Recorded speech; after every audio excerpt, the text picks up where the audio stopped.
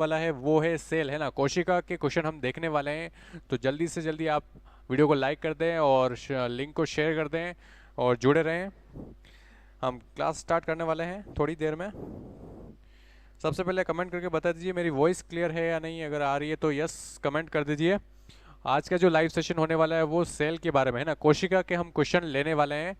ठीक है, जो भी एग्जाम की आप प्रिपरेशन कर रहे हैं, चाहे रीट है ना, फर्स्ट ग्रेड, सेकंड ग्रेड या फिर लेब असिस्टेंट, जो आगे आगामी जो वैकेंसीज आने वाली है उसकी प्रिपरेशन कर रहे हैं, और उसमें बायोलॉजी वाला जो पोर्शन है, तो ये वाला सिलेबस, ये वाला जो क्वेश्चन है, ये वाली जो लाइव सेशन है वो आपके लिए बहुत ही ज़्यादा बेनिफिशियल होने वाला है।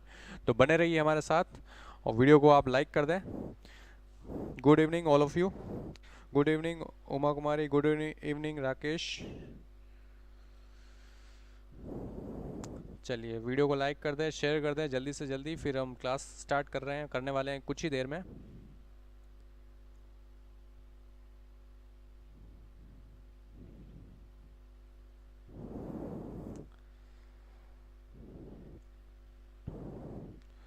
ओके,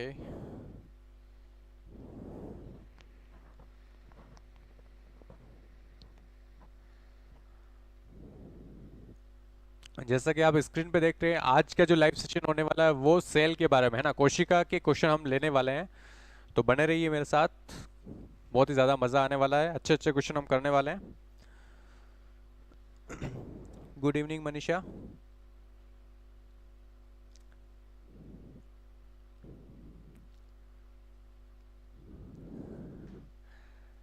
चलिए शुरू करते हैं आज का लाइव सेशन। फर्स्ट क्वेश्चन देखिए, आज के लाइव सेशन का फर्स्ट क्वेश्चन हम देख रहे हैं, सेल के बारे में हम क्वेश्चन ले रहे हैं। फर्स्ट क्वेश्चन, प्रोटोप्लाज्म इज, है ना, प्रोटोप्लाज्म क्या होता है? ट्रू सॉल्यूशन होता है, सस्पेंशन होता है, इमल्शन होता है, या फिर पॉलीफेजिक कोलोइडल सिस्टम होता है? बताइए, कमेंट करके जल्दी से बताइए। प्रोटोप्लाज्म के बारे में पूछा है, प्रोटोप्लाज्म क्या होता है? ट्रू सॉल्यूशन है, सस्पेंशन है, इमल्शन है, या पॉलीफेजिक कोलोइडल सिस्टम है? बताइए।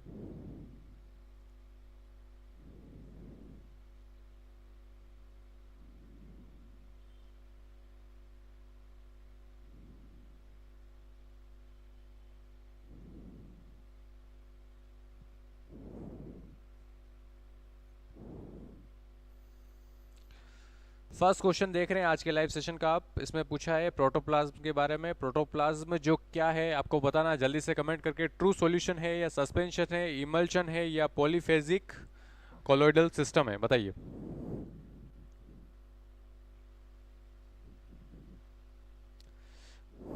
Good evening Sukhdev Singh.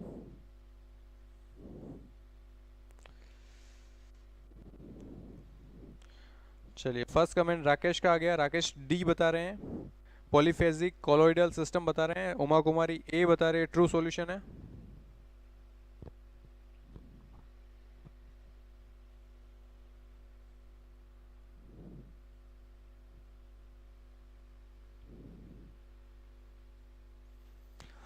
जल्दी जल्दी कमेंट करते जाइए। बाकी स्टूडेंट भी, मनीषा कटारा ए बता रहे हैं।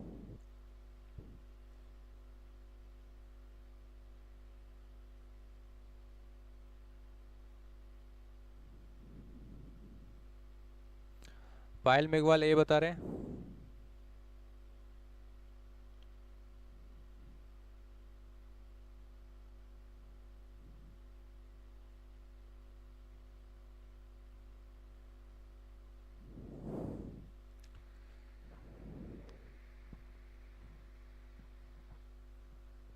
चलिए देखते हैं इसका राइट आंसर क्या होगा। देखिए पूछा है प्रोटोप्लाज्म के बारे में। प्रोटोप्लाज्म क्या होता है? सेल का डायग्राम आपको याद होगा, है ना। सेल का जो स्ट्रक्चर होता है क्या होता है? ये सेल मेम्ब्रेन हो जाएगी, ठीक है। सेल मेम्ब्रेन के अंदर जो द्रव भरा होता है, ठीक है, ये न्यूक्लियस हो गया अपना, ठीक है। और इसके न्यूक्लियस के अलावा भी बहुत सारे ऑर्गेनेल्स होते हैं, जैसे माइटोकॉन्ड्रिया है ना, गोल्जी बॉडी है, या एंडोप्लाज्मिक रेटिकुलम है, लाइसोसोम है, ऐसे बहुत सारे ऑर्गेनेल्स होते हैं। और ये भरे होते हैं, या ऐसे बोल सकते हैं डूबे होते हैं। जैसे कि फॉर एग्जांपल अगर आप समझने के हिसाब से देखें तो जैसे गुलाब जामुन होते हैं, अपने लिक्विड होता है उसका, और उसमें गुलाब जामुन डीप होते हैं, वैसे ही इसमें ऑर्गेनेल जो होते हैं डीप होते हैं ना, तो वो लिक्विड है, ठीक है, उसको बोलते हैं प्रोटोप्लाज्म। अब प्रोटोप्लाज्म के बारे में पूछा है, तो प्रोटोप्लाज्म का जो नेचर होता है वो पॉलीफेजिक कोलोइडल सिस्टम होता है, क्यों होता है? क्योंकि इसमें बहुत सारे ऑर्गेनेल्स भी है और इसका जो इसमें मेटाबॉलिक एक्टिविटी हो रही है और ये सॉलिड और लिक्विड की फॉर्म में लगभग चेंज होती रहती है उसमें सिस्टम, है ना। तो पॉलीफेजिक मतलब सॉलिड स्टेट भी होती है इसकी और लिक्विड भी होती है ना। दूसरा इसमें कोलोइडल सिस्टम, मतलब इसमें माइन्यूट जो होते हैं स्ट्रक्चर भी होते हैं ना, कुछ नैनोमीटर से लेके, है ना। तो इसलिए इसको बोलेंगे पॉलीफेजिक कोलोइडल सिस्टम बोलेंगे, ठीक है। तो इसका राइट आंसर क्या हो जाएगा? डी इसका राइट आंसर हो जाएगा, ठीक है। प्रोटोप्लाज्म क्या है? पॉलीफेजिक कोलोइडल सिस्टम है। चलिए वेरी गुड, आगे बढ़ते हैं। देखिए सेकंड क्वेश्चन देख रहे हैं आज के लाइव सेशन का। The mitochondrial DNA differs from the nuclear DNA, है ना। माइटोकॉन्ड्रिया में जो डीएनए होता है वो न्यूक्लियस के डीएनए से, न्यूक्लियर डीएनए से कैसे अलग होता है, उसमें ऐसी क्या खास चीज होती है ना, वो आपको बताना। फर्स्ट देखिए ये लीनियर होता है। बी ऑप्शन, सी और जी, यानी साइटोसिन और गुआनिन के बीच में 3 हाइड्रोजन बॉन्ड होते हैं और एडेनोसिन और थाइमिन के बीच में 2 हाइड्रोजन बॉन्ड होते हैं। सी ऑप्शन, इसमें बाइंडिंग हिस्टोन का अभाव होता है। या फिर डी अत्यधिक कुंडलित होता है ना, हाईली ट्विस्टेड होता है। बताइए, सेकंड क्वेश्चन देख रहे हैं, अच्छा क्वेश्चन है, आपको बताना है। बताइए माइटोकॉन्ड्रियल जो डीएनए होता है वो न्यूक्लियर डीएनए से कैसे अलग होता है, कैसे भिन्न होता है, ये पूछा है। फर्स्ट ऑप्शन देखिए ये लीनियर होता है, या फिर इसमें साइटोसिन और गुआनिन के बीच में ट्रिपल बॉन्ड होते हैं और एडेनोसिन और थाइमिन के बीच में डबल बॉन्ड होते हैं। या फिर इसमें बाइंडिंग हिस्टोन का अभाव होता है। या डी अत्यधिक कुंडलित होता है, हाईली ट्विस्टेड होता है। बताइए।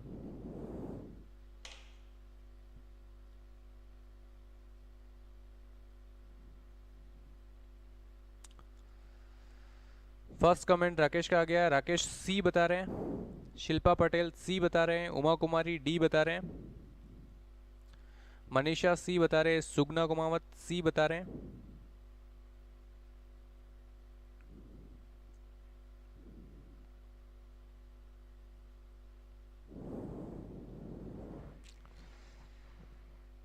सेकंड क्वेश्चन देख रहे हैं आज के लाइव सेशन का। जो लोग लेट आए उनके लिए बता दूं, सेल के क्वेश्चन हम कर रहे हैं ना, कोशिका के अच्छे क्वेश्चन हम कर रहे हैं, तो ये सेशन बहुत ही ज़्यादा फायदेमंद होने वाला आपके लिए। सेकंड क्वेश्चन देख रहे हैं, सेकंड में पूछा है माइटोकॉन्ड्रियल जो डीएनए होता है वो न्यूक्लियर डीएनए से कैसे अलग होता है ना। ऐसी क्या बात होती है माइटोकॉन्ड्रियल डीएनए में जो न्यूक्लियर डीएनए में नहीं होती है ना। चलिए जल्दी जल्दी कमेंट करिए।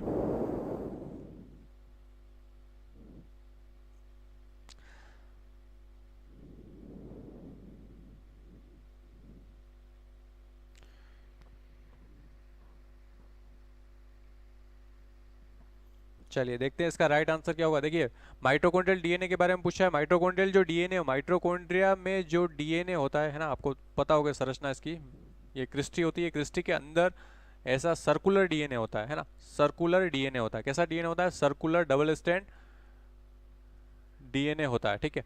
पहली बात तो लीनियर तो होता ही नहीं है, ये बात गलत हो गई, ठीक है। हैविंग एटी और सीजी के बीच में नहीं। फिर लेकिंग बिहाइंड हिस्टोन, है ना, इसमें हिस्टोन नहीं होता है। हिस्टोन एक प्रोटीन होता है, क्या होता है, ऐसे गोलाकार प्रोटीन्स होते हैं जो क्या करते हैं, जो अपने ह्यूमंस में या डीएनए में भी पाया जाता है। ये क्या करता है, जब डीएनए बहुत बड़ा हो जाता है तो उस डीएनए को कोइलिंग के काम आता है, ठीक है, कोइलिंग के लिए काम आता है, उसको व्यवस्थित करने के लिए। तो ये हिस्टोन जो प्रोटीन, बाइंडिंग प्रोटीन बोलते हैं इसको, डीएनए को बांधने के लिए जो प्रोटीन यूज होता है उसको बोलते हैं हिस्टोन बाइंडिंग प्रोटीन। ये इस डीएनए का अभाव होता है, क्योंकि माइटोकॉन्ड्रिया का डीएनए की साइज इतनी लंबी होती नहीं कि इसको हिस्टोन की जरूरत हो, है ना। और सर्कुलर डीएनए होता है, छोटा डीएनए होता है, ठीक है।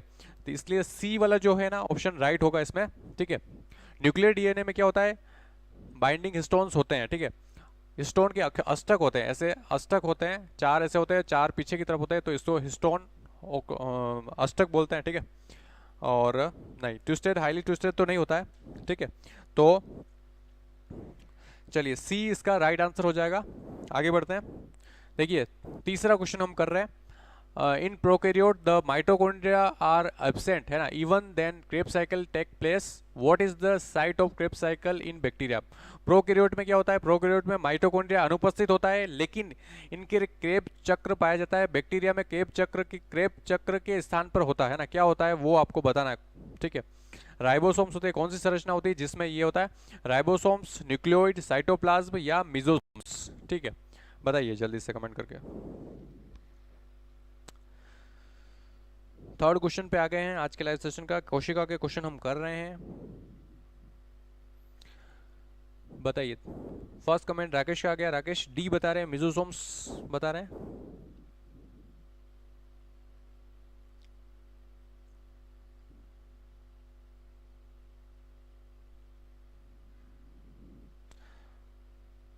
प्रोकैरियोट में पूछा है, प्रोकैरियोट में माइटोकॉन्ड्रिया नहीं होता है, और माइटोकॉन्ड्रिया की जगह में क्या होता है।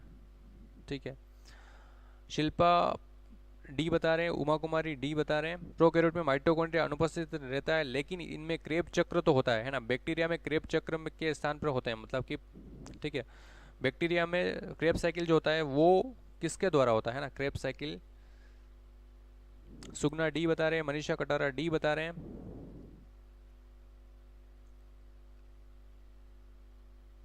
पायल मेघवाल डी बता रहे हैं।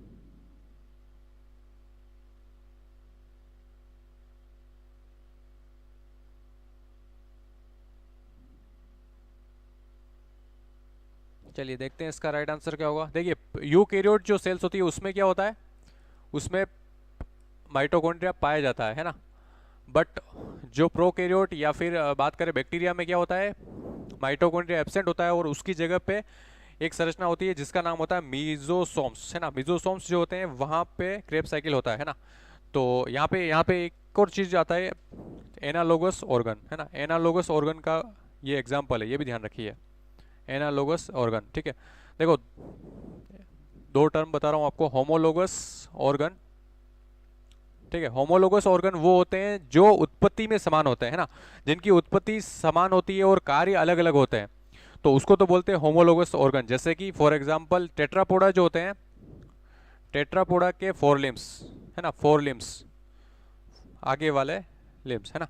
जैसे टाइगर है ना, बेट है, चमगादड़ है और ह्यूमन है। इन तीनों को देख लेते हैं, आपको समझ में आ जाएगा।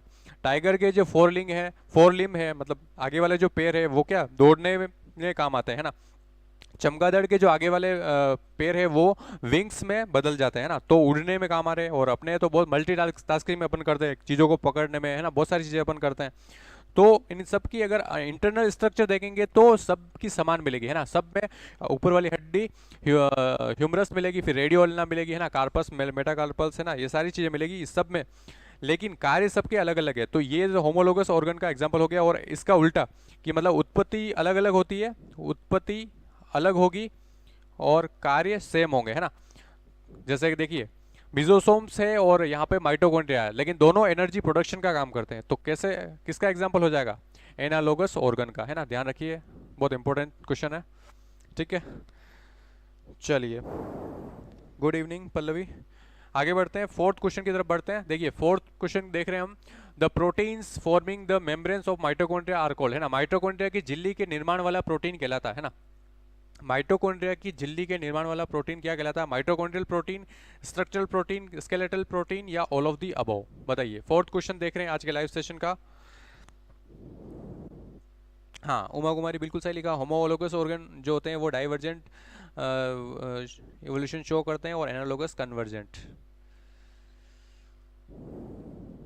बताइए, फोर्थ का आंसर आपको करना है, माइटोकॉन्ड्रिया की झिल्ली के निर्माण वाला प्रोटीन क्या कहलाता है, mitochondrial protein, structural protein, skeletal protein, all of the above.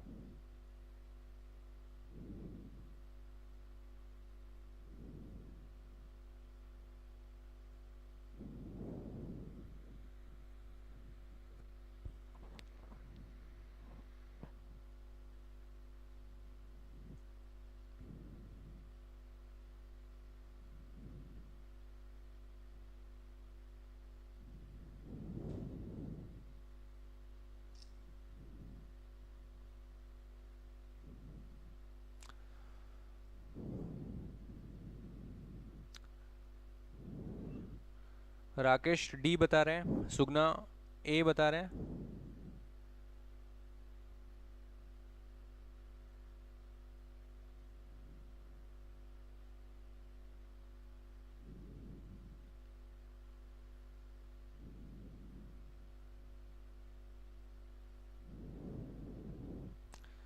Uma कुमारी ए बता रहे हैं, मनीषा कटारा ए बता रहे हैं, पायल मेघवाल ए बता रहे हैं।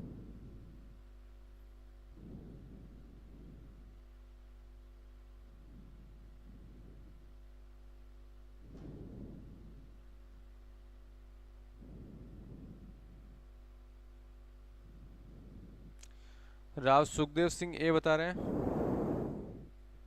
शिल्पा पटेल डी बता रहे हैं।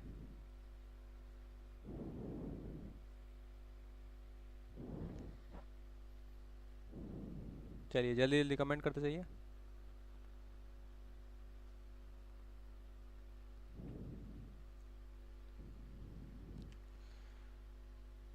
द प्रोटीन पूछा है, माइटोकॉन्ड्रिया की झिल्ली के निर्माण वाला प्रोटीन पूछा है ना। माइटोकॉन्ड्रिया की झिल्ली के निर्माण वाला प्रोटीन क्या कहलाता है ना। Mitochondrial protein, structural protein, skeletal protein या all of the above. Comment करते जाइए जल्दी से।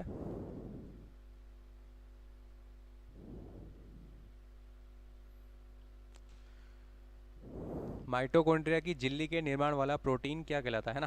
कमेंट करना। फोर्थ क्वेश्चन देख रहे हैं आज के लाइव सेशन का आप।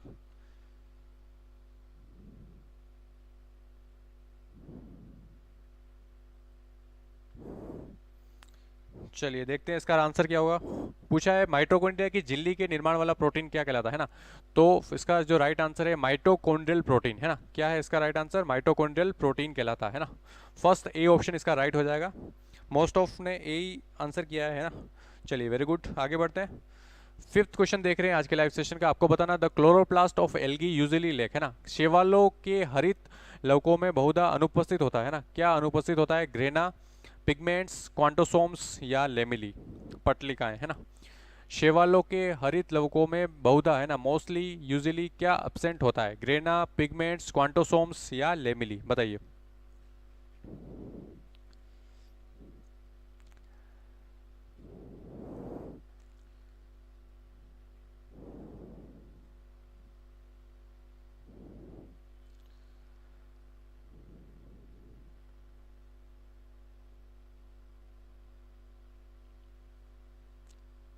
एल्गी के जो क्लोरोप्लास्ट होते हैं उसमें क्या एब्सेंट होता है, ये आपको कमेंट करके बताना है।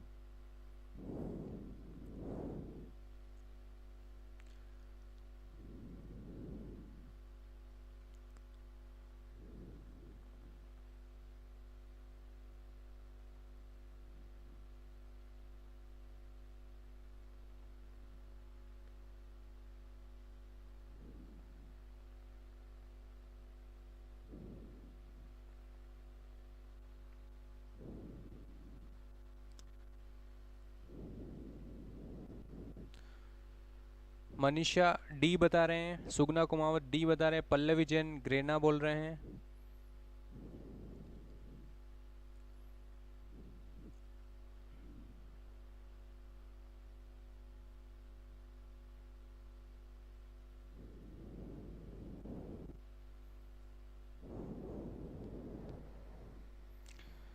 पायल मेघवाल डी बता रहे हैं। चलिए देखते हैं इसका राइट आंसर क्या होगा। देखिए क्लोरोप्लास्ट पूछा है किसके, एल्गी के है ना। तो क्लोरोप्लास्ट की संरचना आपको याद होगी, नहीं तो मैं बता देता हूँ। देखिए डबल मेम्ब्रेन होता है ये, ठीक है। इसमें क्या होता है कि ऐसे स्ट्रक्चर्स होते हैं सिक्के जैसे है ना, ठीक है, जनरली। बट इसमें ये जो सिक्के लाइक सिक्के जैसे संरचना होती है, इनको बोलते हैं थाइलेकोइड्स। क्या बोलते हैं, थाइलेकोइड्स, ठीक है। और ये वापस आपस में जुड़े होते हैं लेमिली से, है ना। ये लेमिली होती है, इससे ये जुड़े होते हैं, ठीक है। और ये सिक्कों का जो बंडल होता है इसको बोलते हैं ग्रेना, है ना। बट इसमें सिक्कों का बंडल नहीं होता। थैलेकोइड जो होते हैं वो सिंगल होते हैं, है ना। सिंगल ही होता है, ये ध्यान रखिए, है ना, ऐसे ही होता है, ठीक है। ये तो क्या चीज़ इसमें एब्सेंट होगी, ग्रेना जो होगा वो एब्सेंट होता है ना। थाइलेकोइड तो होते हैं बट सिंगल फॉर्म में होता है, ठीक है। तो ए आंसर इसका हो जाएगा, है ना। चलिए अच्छा क्वेश्चन है ये भी। हाँ सुगना बिल्कुल ग्रेना है ना। चलिए आगे बढ़ते हैं। सिक्स क्वेश्चन देख रहे हैं आज के लाइव सेशन का आप, है ना। क्वांटोसोम की खोज किसने करी, ये आपको बताना है। क्वांटोसोम की खोज के बारे में पूछा, साइंटिस्ट का नाम आपको बताना है। Garner and Allard, Muller and Morgan, Lederberg and Tatum या पार्क एंड बिगिंस, बताइए। क्वांटोसोम जो होता है उसकी खोज पूछी है।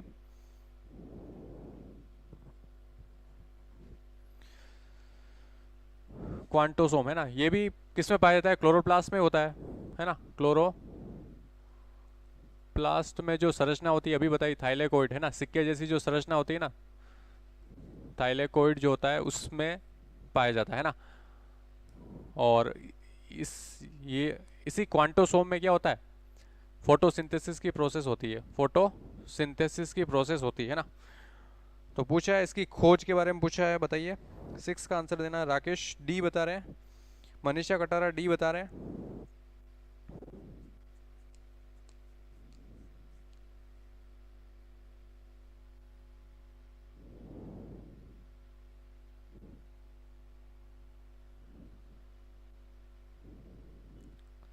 चलिए जल्दी जल्दी कमेंट करते जाइए। क्वांटोसोम्स है ना, क्वांटोसोम जो संरचना होती है वो क्लोरोप्लास्ट में पाई जाती है। क्लोरोप्लास्ट में जो थाइलेकोइड्स होते हैं, थाइलेकोइड्स के अंदर पाई जाती है। और वहीं पे फोटोसिंथेसिस, प्रकाश संश्लेषण है ना, प्रकाश संश्लेषण की जो प्रक्रिया है वो होती है। और प्रकाश संश्लेषण के बारे में एक और चीज़ याद रखिए, ये क्या है, सबसे बड़ी एनाबोलिक रिएक्शन होती है ना,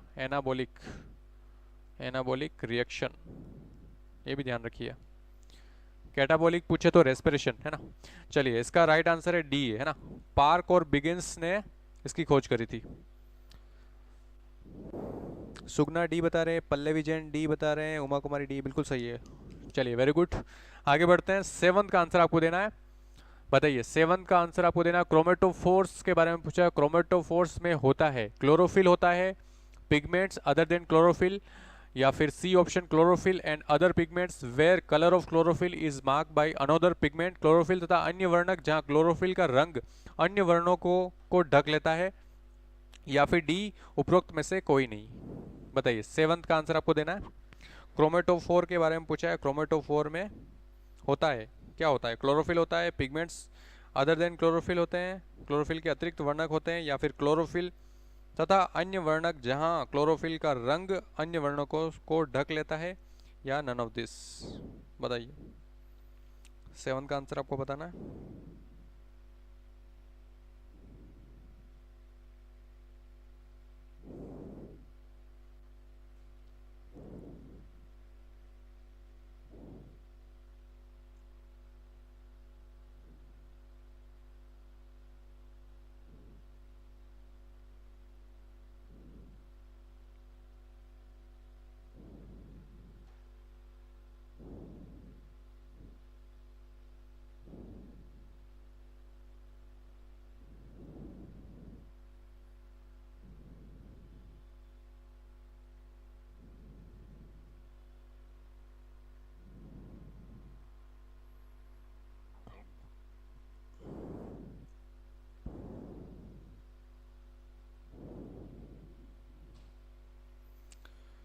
सेवन का सुगना बता रहे हैं, सी बता रहे हैं, राकेश सी बता रहे हैं, पायल मेघवाल सी बता रहे हैं, उमा कुमारी 7th का बी बता रहे हैं।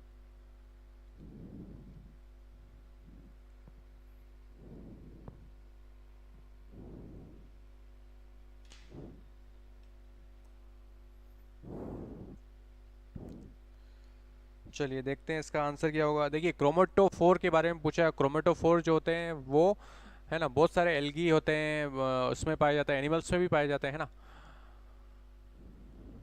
इन इसका राइट आंसर जो होगा वो होगा ये सी ऑप्शन है ना, chlorophyll and other pigment where colour of chlorophyll is mass, है ना। क्लोरोफिल जो होता है वो उसको ढक लिया जाता है, ठीक है, अनदर पिगमेंट के द्वारा, और दूसरे कलर हमको दिखते हैं, है ना। यानी कि सी ऑप्शन इसका राइट हो जाएगा, है ना।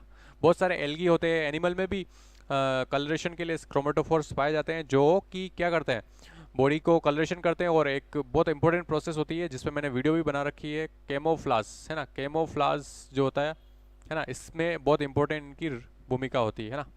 केमोफ्लाज क्या होता है, छद्मावरण, है ना, छद्मावरण, है ना, कि मतलब जैसे गिरगिट होता है ना, अपना रंग बदल लेता है, ऐसे बहुत सारे जीव अलग अलग जो एनवायरनमेंट के अकॉर्डिंग अपने को चेंज कर ले, ताकि वो प्रीडेटर शिकारी से बच सके, है ना। चलिए आगे बढ़ते हैं।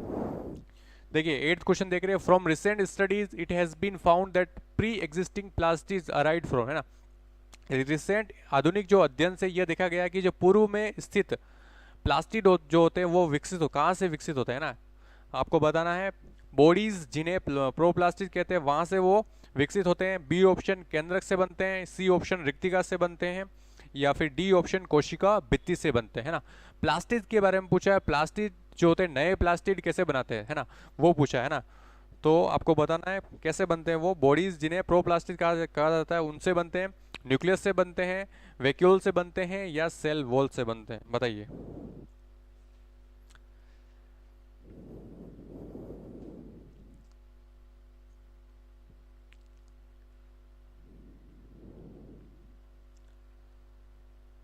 एट क्वेश्चन देख रहे हैं आज के लाइव सेशन का आप। एट का आंसर आपको देना है। राकेश का कमेंट आ गया, राकेश ए बता रहे हैं, सुगना ए बता रहे हैं,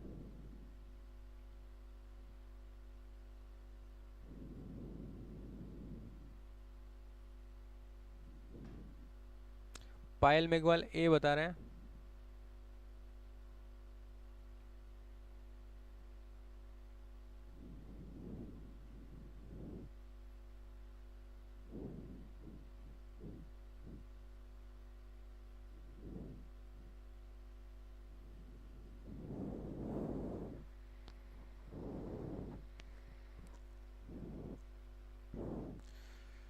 चलिए ऑलमोस्ट सबका करेक्ट आंसर है ना, बिल्कुल सही है। बॉडीज कॉल प्रोप्लास्टिड बोलते हैं, इससे नए प्लास्टिड बनते हैं। प्रोप्लास्टिड जो होता है इससे क्या बनते हैं, न्यू प्लास्टिड बनते हैं ना, न्यू प्लास्टिड बनेंगे।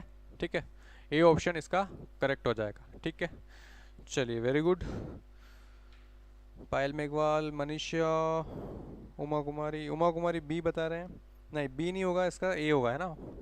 चलिए नाइन्थ क्वेश्चन देखिए, नाइन्थ का आंसर आपको बताना है। GERL है ना, girl system was proposed by है ना, GERL सिस्टम किसने प्रतिपादित किया है ना, अच्छा क्वेश्चन है।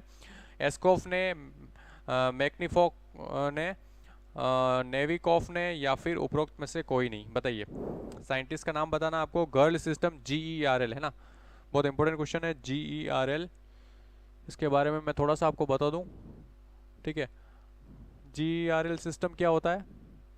जी का मतलब होता है गोल्जी बॉडी, जी का मतलब होता है गोल्जी बॉडी। ER का मतलब होता है एंडोप्लाज्मिक रेटिकुलम, एंडोप्लाज्मिक रेटिकुलम। और L का मतलब होता है लाइसोसोम, लाइसोसोम्स। ठीक है, ये तीनों जो सेल ऑर्गेनेल है और ये तीनों मिलके एक प्रोसेस करते हैं जिसका नाम है, दो प्रोसेस करते हैं, एंडोसाइटोसिस और एक्सोसाइटोसिस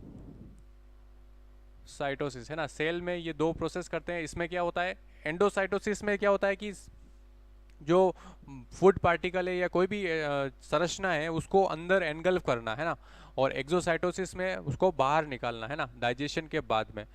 तो ये पूरी प्रोसेस करी जाती है इन तीनों ऑर्गन के द्वारा, और ये पूरे तीनों ऑर्गन को एज ए सिस्टम नाम दिया है ना, GERL। किस साइंटिस्ट ने नाम दिया वो आपको बताना। और एंडोसाइटोसिस भी दो टाइप का होता है, एक तो होता है फेगोसाइटोसिस, इसमें फेगो का मतलब होता है सॉलिड पार्टिकल को जब एनगल्फ किया जाता है तो नाम हो जाता है फेगोसाइटोसिस। लेकिन जब लिक्विड पार्टिकल को एनगल्फ किया जाता है या अंदर लिया जाता है या डाइजेशन के लिए उसको एनगल्फ किया जाता है, उसको बोलते हैं पिन्नोसाइटोसिस। क्या बोलते हैं, पिन्नोसाइटोसिस। इस पर भी मैंने एक वीडियो बना रखी है इंस्टाग्राम हैंडल पे, हमारे डॉक्टर मेहता क्लासेस के, अगर आपने नहीं देखी तो आप देख सकते हैं। ठीक है, पिनो याद रखिए, सिंपल। पीना, पानी को, लिक्विड को अपन पीते हैं ना, पीने से याद रखो पिनोसाइटोसिस। लिक्विड होगा तो पिनोसाइटोसिस करेंगे और सॉलिड होगा तो फेगोसाइटोसिस करेंगे। दोनों जो है एंडोसाइटोसिस का पार्ट है, और एक्सोसाइटोसिस में अनडाइजेस्टेड मटेरियल को वापस से बाहर निकालना है ना।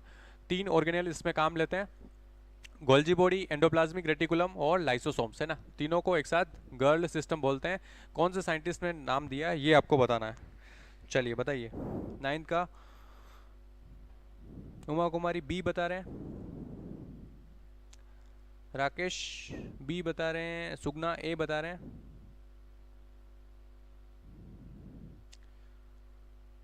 जल्दी जल्दी कमेंट करते जाइए।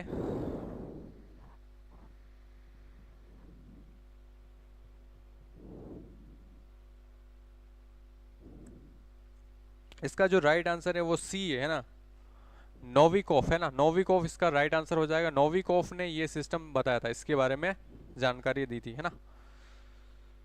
Thank you Sukhdev. चलिए आगे बढ़ते हैं। क्वेश्चन आज के लाइव सेशन का आपको बताना है, endoplasmic in endoplasmic reticulum the following process take place, है ना। एंडोप्लाज्मिक रेटिकुलम में कौन सी क्रिया होती है, ठीक है। Lipid synthesis, channelling of biosynthetic process, steroid synthesis या ऑल ऑफ द अबव, बताइए। अच्छा क्वेश्चन है ये भी। एंडोप्लाज्मिक रेटिकुलम के बारे में पूछा है, एंडोप्लाज्मिक रेटिकुलम के बारे में आपको बताना है।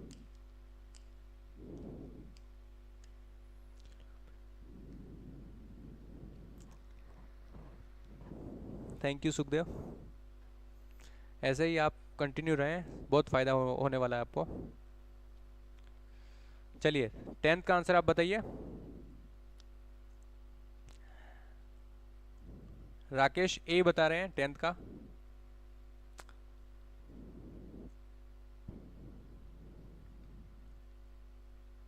उमा कुमारी डी बता रहे हैं।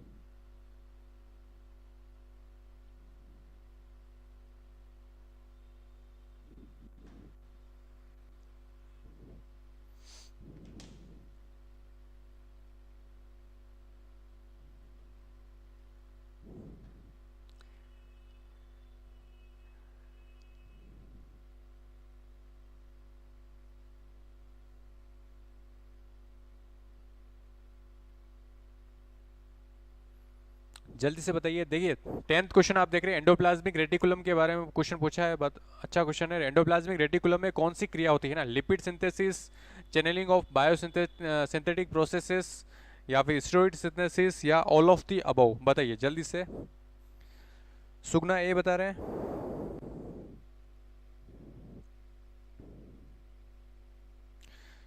चलिए देखते हैं इसका राइट आंसर क्या होगा। देखिए एंडोप्लाज्मिक रेटिकुलम जो होती है वो दो टाइप की होती है, पहले तो आपको ये ध्यान होना चाहिए। ईआर जो होती है वो दो टाइप की होती है, ठीक है। एक तो होती है स्मूथ, ठीक है, और एक होती है रफ। ये किस बेस पे अपन करते हैं, अगर एंडोप्लाज्मिक जो रेटिकुलम है इस पे अगर क्या है, राइबोसोम नहीं है, राइबोसोम लगे होते हैं ऐसे, तो ये दिखने में कैसी दिखेगी, रफ दिखेगी इसकी सरफेस, है ना।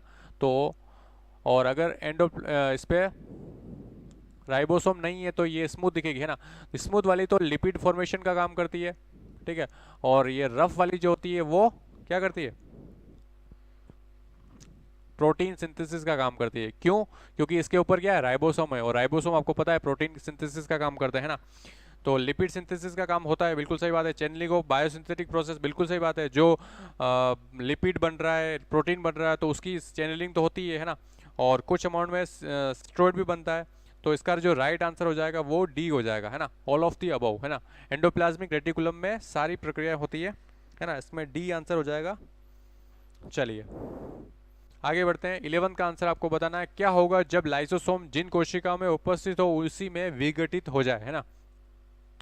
लाइसोसोम के बारे में आपने सुना होगा, है ना।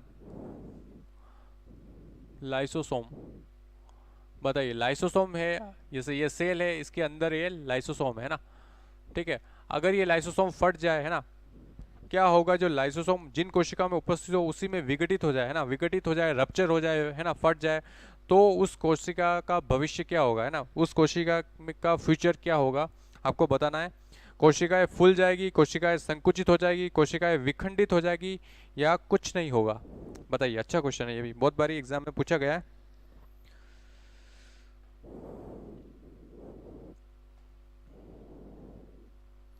हाँ बिल्कुल सही लिखा उमा कुमारी आपने, स्मूथ एंड रफ, है ना। रफ वाली जो होती है प्रोटीन सिंथेसिस का काम करती है, क्योंकि उस पर राइबोसोम्स होते हैं।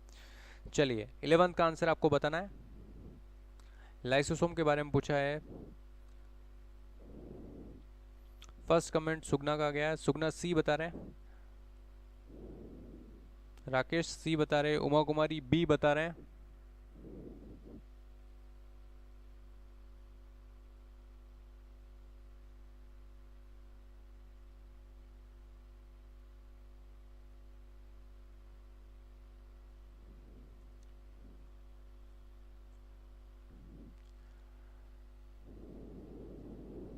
बताइए जल्दी से कमेंट करते जाइए। 11th क्वेश्चन आप देख रहे हैं, अच्छा क्वेश्चन है। लाइसोसोम के बारे में पूछा है, लाइसोसोम अगर रप्चर हो जाएगा तो उस सेल का भविष्य क्या होगा, सेल का क्या होगा।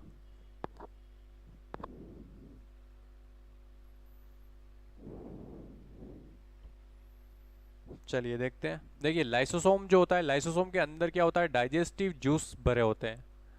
डाइजेस्टिव जूसेस जो होते हैं वो भरे होते हैं, है ना। ये क्या करता है, जो सेल का जो वेस्टेज है उसको डाइजेशन करने का काम करता है ना। और अगर ये फट गया, ठीक है, रप्चर हो गया, तो क्या होगा, इसके सारे डाइजेस्टिव जूस बाहर की तरफ आ जाएंगे और वो सारे जो सेल ऑर्गेनेल है ये उनको ख़त्म कर देगा, उसको उसका डाइजेशन, उसका विघटन करना शुरू कर देगा, और पूरी अल्टीमेटली जो सेल होगी वो क्या होगी, ख़त्म हो जाएगी, डाई हो जाएगी, मर जाएगी, है ना। तो इसका आंसर क्या होगा, सी इसका आंसर हो जाएगा। ठीक है, इसीलिए लाइसोसोम को क्या बोलते हैं, आत्मघाती थैली, है ना। आत्मघाती थैली आपने सुना होगा, है ना। आत्मघाती थैली, या फिर इंग्लिश में बोले तो सुसाइडल, सुसाइडल बैग, है ना। सुसाइडल बैग बोलते हैं ना, इसीलिए बोलते हैं ना। चलिए आगे बढ़ते हैं।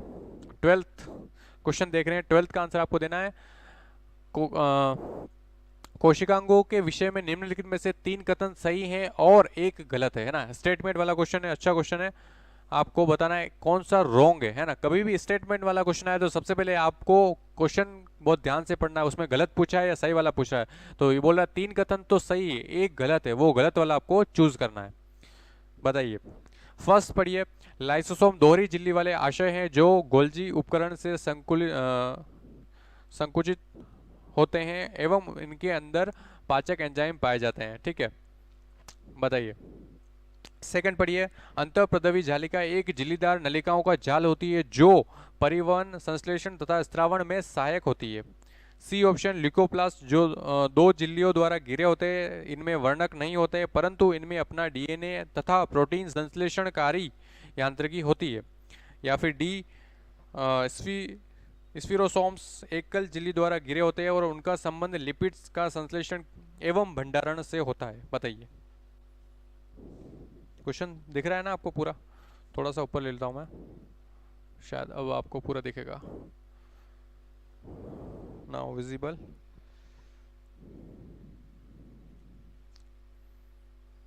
चलिए बताइए, 12th का आंसर आपको करना है। फर्स्ट कमेंट आ गया है, उमा कुमारी ए बता रहे हैं, राकेश भी ए बता रहे हैं।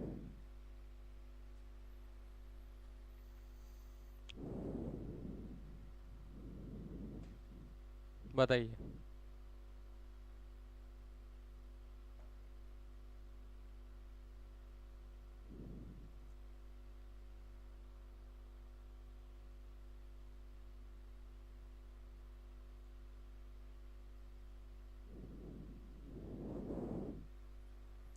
एक जो ऑप्शन है वो रॉन्ग है और 3 करेक्ट है ना। रॉन्ग वाला आपको चूज करके बताना है। सुगना ए बता रहे हैं।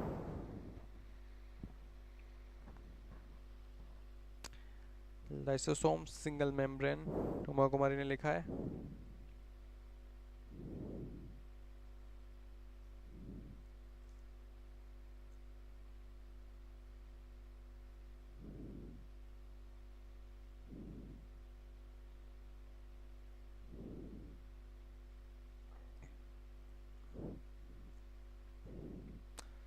लाइसोसोम सिंगल मेम्ब्रेन राकेश ने भी लिखा है। चलिए जल्दी से 5 सेकंड का टाइम और दे रहे हैं, कमेंट करिए बाकी स्टूडेंट भी।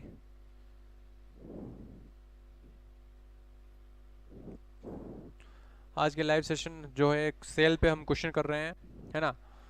12th क्वेश्चन पे पहुंच चुके हैं। इसके बाद 3 क्वेश्चन हम और करने वाले हैं। जल्दी से इसका आंसर बता दीजिए। चलिए देखते हैं इसका आंसर क्या होगा। एक रॉन्ग जो सेंटेंस है ना, स्टेटमेंट है, वो अपने को चूज करना है। फर्स्ट जो है, देखिए first line, lysosome are double membrane vesicle, है ना। फर्स्ट वाला ही रॉन्ग हो गया। लाइसोसोम जो होता है सिंगल मेम्ब्रेन होता है ना। लाइसोसोम क्या होता है, सिंगल मेम्ब्रेन होता है, तो ये बात गलत हो गई। तो ए ऑप्शन ही यहाँ पे राइट हो रहा है ना। बी वाला देख लेते हैं। अंतःप्रदवी जालिका एक झिल्लीदार नलिकाओं का जाल है, बिल्कुल सही बात है। जो परिवहन, संश्लेषण, स्त्रावण का काम करती है, बिल्कुल सही है। सी वाला देखिए, ल्यूकोप्लास्ट 2 झिल्लियों द्वारा घिरे होते हैं, सही बात है। इनमें वर्णक नहीं होता है, यह तक सही है। इनमें अपना डीएनए और प्रोटीन संश्लेषण, बिल्कुल सही बात है। डी वाला देखिए, स्फीरोसोम एकल झिल्ली द्वारा घिरे होते हैं, सही है।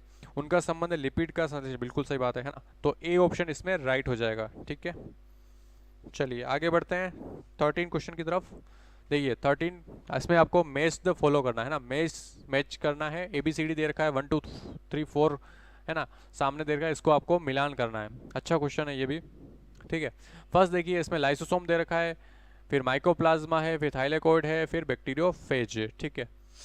बताइए, अब बैक्टीरिया है सामने, है ना, बैक्टीरिया विदाउट सेल वॉल्स, या virus that in fact bacterial cells, है ना, विषाणु जो जीवाणु कोशिकाओं को संक्रमित करता है, एक हरित लवक में चपटी थैलियां, और पुटिका जिसमें जल अपघटनी एंजाइम का संचय होता है। बताइए, शानदार क्वेश्चन है, आपको बताना 13 का आंसर।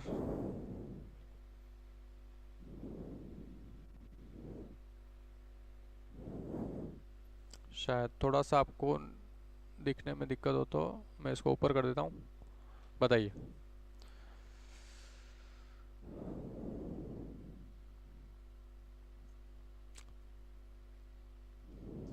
दो लिस्ट दे रखी है आपको, इसमें मैच करना है। एक तरफ तो ऑर्गेनेल्स दे रखे हैं, ठीक है, जीवाणु बैक्टीरियोफेज, है ना, बैक्टीरियोफेज किसको बोलते हैं मैंने एक बार बताया भी था आपको।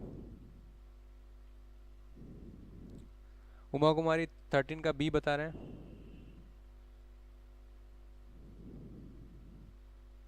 चलिए जल्दी से बाकी स्टूडेंट भी कमेंट करते जाइए।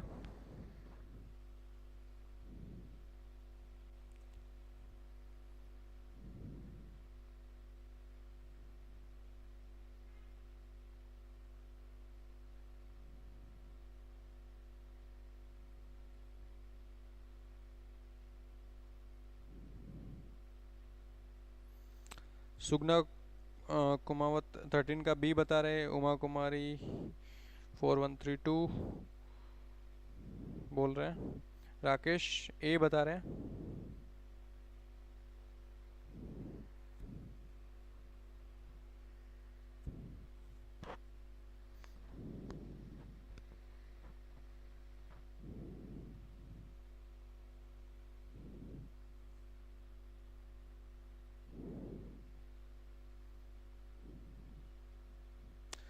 जल्दी जल्दी कमेंट करते जाइए बाकी स्टूडेंट भी।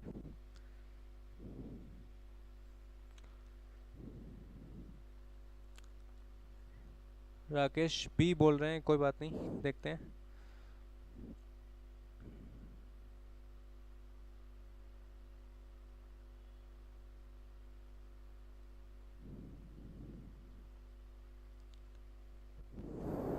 चलिए देखते हैं इसका राइट आंसर क्या होगा। देखिए इस टाइप के जो मैच वाले जो क्वेश्चन आए ना, तो इसमें आपको एक तो घबराना नहीं, और दूसरा एक स्टार्टिंग जब आप करें ना तो ऑप्शन जरूर देख लेना एक बार, है ना। ऑप्शन देखना इससे जरूरी, ऑप्शन कितने क्लोज है ना। देखिए ए का यहाँ पे दे रखा है 3, ए का 4, ए का 2, ए का 1, ठीक है, मतलब कि ज़्यादा क्लोज नहीं बता रखा है। जैसे ए का ऑप्शन होता है ना, ए का 3, वापस इसमें भी 3 3 दे रखा होगा, तो फिर उसमें थोड़ा आपको एंड तक जाना होगा। तो इसमें वैसे भी अलग दे रखा है, तो इसमें एक या दो देखेंगे तो भी आपका आंसर आ जाएगा। फिर भी अपन पूरा करेंगे, चलिए देखते हैं। फर्स्ट देर का लाइसोसोम, है ना, लाइसोसोम देखिए, लाइसोसोम के बैक्टीरिया विद इन सेल, है ना, ये तो नहीं हो सकता। विषाणु जो जीवाणु को नहीं, ये भी नहीं है ना, फ्लैटेंड नहीं हो सकता, तो फिर पुट्टिका, है ना। अपने को पता, अभी देखा था पुट्टिका जिसमें जल अपघटनीय जो एंजाइम्स होते हैं भरे होते हैं, ठीक है। तो ए का क्या हो गया, 4 हो गया, ए का 4 हो गया, है ना, ए का 4 एक ही ऑप्शन है, देखिए यहाँ पे ए का 4 बी वाला ऑप्शन ही है। चलिए फिर एक आध और देख लेते हैं अपन। बी वाला देखो, माइकोप्लाज्मा क्या होता है, माइकोप्लाज्मा बैक्टीरिया विदाउट सेल, है ना, बैक्टीरिया जब विदाउट सेल वॉल होता है तो उसको माइकोप्लाज्मा बोलते हैं ना, ठीक है। तो बी वाला 1 हो गया, ठीक है, ये भी देखो मिल रहा है इसमें, ठीक है। फिर देखो सी, थाइलेकोइड अभी बताया था, है ना, थाइलेकोइड क्या होता है, फ्लैटेंड सेक्स होते हैं इन क्लोरोप्लास्ट, क्लोरोप्लास्ट में जो चपटी थैलियां होती है उसको बोलते हैं थाइलेकोइड। तो सी का क्या हो गया, 3 हो गया, सी का 3 हो गया। फिर देखिए बैक्टीरियोफेज, मैंने बताया था, ऐसे वायरस जो होते हैं वो सॉरी ऐसे, हाँ, ऐसे वायरस जो होते हैं वो बैक्टीरिया को जो खाते हैं, फेज का मतलब खाना, अभी फेगोसाइटोसिस आया था, है ना, आपने ध्यान दिया हो तो, फेग का मतलब खाना, बैक्टीरिया को खाने वाले तो वायरस होते हैं, तो विषाणु जो जीवाणु को संक्रमित करता है ना, ठीक है। तो सेकंड का डी हो जाएगा, ठीक है। तो यहाँ पे बी ऑप्शन राइट हो रहा है ना, बी ऑप्शन करेक्ट होगा, है ना। तो इस टाइप के जो क्वेश्चन है इनको कैसे अप्रोच करना है, आपको सबसे पहले ऑप्शन भी देखना है। ऑप्शन अगर ज़्यादा क्लोज है तो उसको एंड तक जाना है, लेकिन अगर ऐसे हो तो एक या दो में आप उसको राइट कर सकते हैं, ठीक है। चलिए, मुकेश रिवर्स ट्रांसलेशन किसने दिया सर?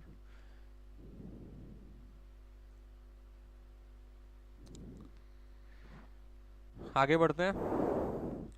14 क्वेश्चन देख रहे हैं आज के क्लास का सेकंड लास्ट क्वेश्चन आप देख रहे हैं, है ना। Lysosome are so called because these contain, है ना। लाइसोसोम इसलिए कहे जाते हैं क्योंकि इनके अंदर होते हैं, है ना।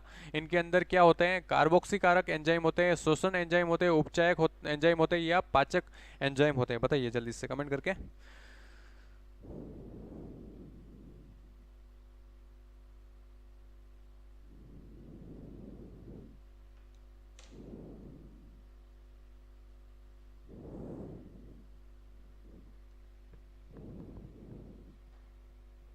14 का आंसर आपको बताना है।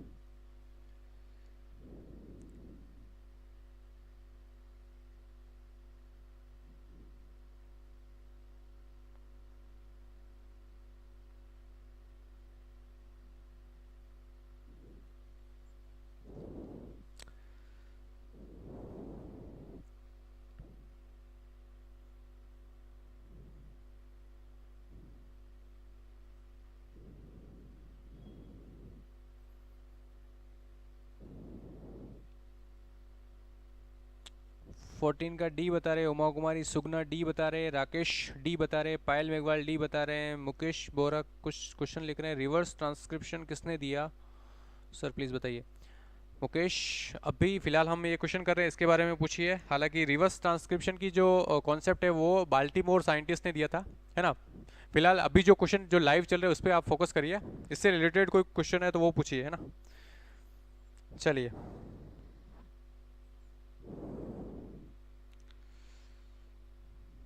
लाइसोसोम, है ना। लाइसोसोम के बारे में पूछा है, बिल्कुल सही जवाब, है ना। ऑलमोस्ट सबका करेक्ट है डी, है ना। इसमें क्या होता है, डाइजेस्टिव एंजाइम्स होते हैं जो डाइजेशन का काम करते हैं, है ना। ऑलमोस्ट सबका करेक्ट है। चलिए, वेरी गुड, आगे बढ़ते हैं। लास्ट क्वेश्चन देखते हैं आज के लाइव सेशन का। बताइए, वह कोशिकांग जिनका मुख्य कार्य जल अपघटनीय प्रकीर्ण, है ना, एंजाइम जो होते हैं का संचय करना है। वापस से सेम क्वेश्चन ही आ गया है ये तो। चलिए, कोई बात नहीं, बताइए। Lysosome are so called because this contain, ये हो गया है। लास्ट क्वेश्चन देख रहे हैं, वह कोशिकांग जिसका मुख्य कार्य जल अपघटनीय जो एंजाइम है उनका संचय करना है। चलिए, बताइए जल्दी से।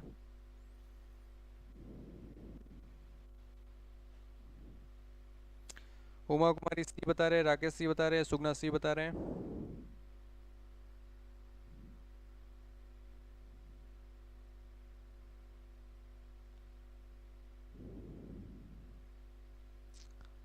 पायल मेघवाल सी बता रहे हैं।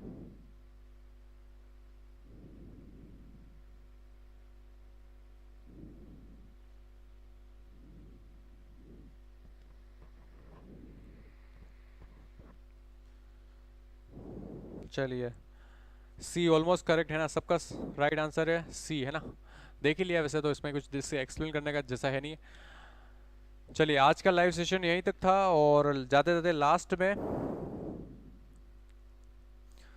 आप अपने कितने क्वेश्चन राइट हुए कमेंट करके ज़रूर बताइए। सेशन कैसा लगा वो भी बताइए। और लास्ट में एक मोटिवेशनल थॉट आपको देके जा रहा हूँ, make strong your main river, है ना। देखिए, कॉन्सेप्ट है make strong your main river, है ना। जैसे बड़ी नदियाँ होती है, जैसे गंगा नदी है, तो गंगा नदी की बहुत सारी सहायक नदियाँ होती है जो गंगा में आके मिलती है ना। तो ये कॉन्सेप्ट ये है कि आप जो भी काम कर रहे हैं जीवन में, जो भी आपका लक्ष्य है ना, वो आपकी मेन रिवर है। बाकी आप जो भी काम कर रहे हैं वो आपकी क्या है, सहायक नदियाँ है ना। तो आपको फोकस किस पे करना है, मेन रिवर पे करना है। मतलब कि आप जो भी टास्क कर रहे हैं वो सारे टास्क मेन रिवर को फायदा पहुंचाने वाले होने चाहिए। जैसे कि अगर आप मान लो सोशल मीडिया चला रहे हैं या कहीं कुछ भी कर रहे हैं ना, किसी से डिस्कशन कर रहे हैं या कुछ भी कर रहे हैं, तो वो सारे जो टास्क है वो आपकी मेन रिवर को अगर हेल्प कर रहे हैं या नहीं कर रहे हैं। अगर वो मेन रिवर को हेल्प कर रहे हैं तो आप सही दिशा में जा रहे हैं, और अगर मेन रिवर को हेल्प नहीं कर रहे तो आपकी जो मेन रिवर है वो कमज़ोर हो जाएगी, और आप जो लक्ष्य तय करके बैठे हैं वो लक्ष्य आपको मिलने के चांसेस धीरे धीरे कम हो जाएंगे। तो इसलिए क्या आपको फोकस किस पे करना है, सारे वो टास्क करने, सारे वो काम करने जिससे आपकी जो मेन रिवर है, आपका लक्ष्य तक पहुंचने की जो दिशा है वो मजबूत हो जाए, है ना।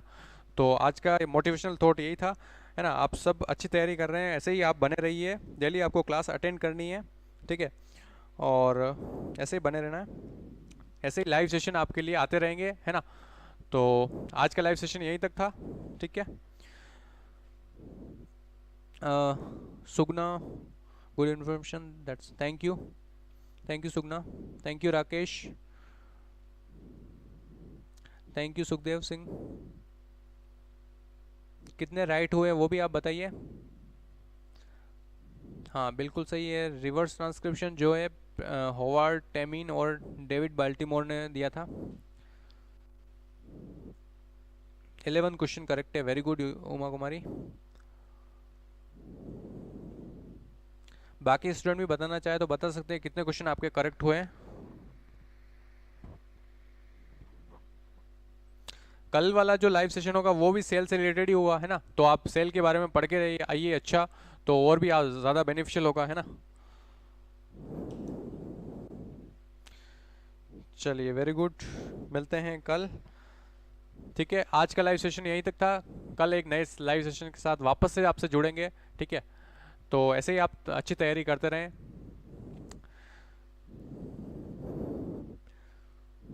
थैंक यू उमा कुमारी। चलिए बहुत बहुत धन्यवाद, कल मिलते हैं।